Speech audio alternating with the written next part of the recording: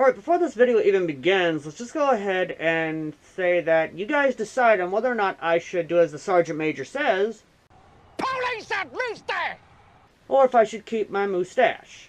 Well, you guys voted, actually spoke your voice on multiple different platforms, and well,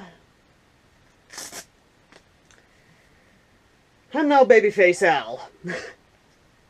Either way, though, do know when I shaved my mustache, a small part of me died a bit. And it feels weird having a naked face, having a naked upper lip. Either way, though. Ladies and gentlemen, today I want to talk about an old project I did a long time ago, and rarely have actually messed with or played with since then. Well, I might rectify that and actually kind of pull it out of the dusty old retirement chamber, or whenever you see it right behind me, and that is my Deepfire M16A1. Sort of. This thing was a weird thing when I first reviewed it, in that it was actually okay, but I had to upgrade it to actually make it better. In the most legitimate sense, the spring that was powering it was a cut-down AEG spring. Yes. And I basically replaced it and said, hey, I'm going to make this a little better. And I did. And the barrel it came with was a full metal barrel. It actually is good. In all sense of the words, it actually is a good little M16, an M16A1. Now, the magazine it came with, of course, is not an A1. It's an A2 style magazine, but it's whatever. Everything about it was, like, everything from here to here was A1 style, but in reality, it's a weird amalgamation. Sort of my Sweet 16 sort of thing. Anyway, what did I do to this thing? Not a lot. All I did was put a AEG spring in there, about, I want to say roughly 400, 500, what have you, but we'll check the chronograph readings with .2s. And nothing else. This M16 is literally good the way it is. Like, I painted this up to be like the service rifle from Fallout New Vegas, but that didn't do so well in the paint job, so I might actually have a professional friend of mine actually help me out in terms of actually paint job, or I might just paint it green, you know, sort of like the Air Force variant of the M16. Like the Brownells version, you know? Either way, though. But yeah, no. The magazine, of course, holds 65 rounds. It has a reservoir of 200 BBs. And it actually performs really good. The sights are good on it. The safety is meh. I mean, really, you can just flip it over and just fire it. And, of course, the charging handle is a bit of a sticky wicket. But, we'll see how it goes. But let's stop gabbing a bit about it, because, believe me, there's talking about it and then there's showing it. So let's go ahead and go outside and actually see the range on this thing, shall we? Alright, so right now we got the gun, we got the chronograph, and we got the magazine loaded at .2 BBs. We're going to take about 3 shots out of the gun, and we are going to see what FPS we're getting out of it. So let's go ahead and get this on the end here, and see what she's doing. 389. So close to a 400 FPS spring is what I actually put in this gun.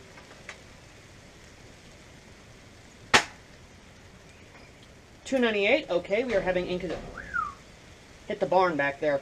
Inconsistent FPS. So let's go ahead and try again. 301. So we are flipping between 389, 289, and 301. The FPS is inconsistent, but it's one of those things.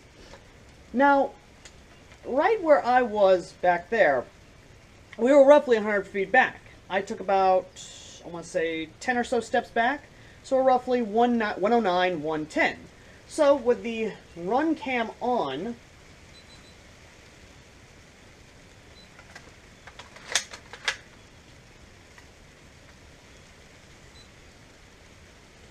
there it goes. With the run cam on, we'll see how far we're shooting. So,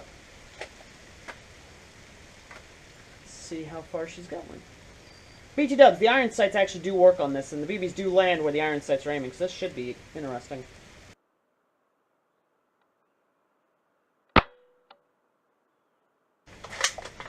Gotta lift up a bit to the right.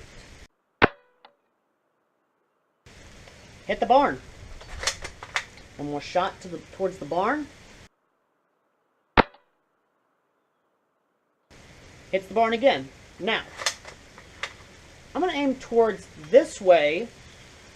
Well, we're going to step out a bit that way, and we're actually going to aim towards that way so you can see the max distance. Now, understand, the rain is falling a bit, so yes, the water, the wind, all that good jazz is going to affect it. So let's move over this way a bit. Now, of course, I'm getting rained on a bit. You guys are getting rained on a bit, so I'm going to quickly pop off as many rounds as possible with as steady an aim as possible. And we are going to try and just fire off as far as we can with that tree not in the way, and we're going to go straight to the run cam footage.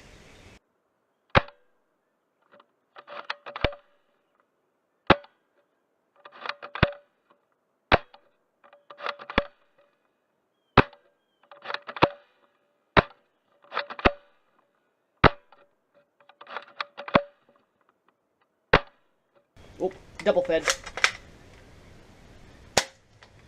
And we're out. Yeah, no, with this thing modified with a better spring, it's reaching out to about a good, well, sub-$100 AEG with a hop-up.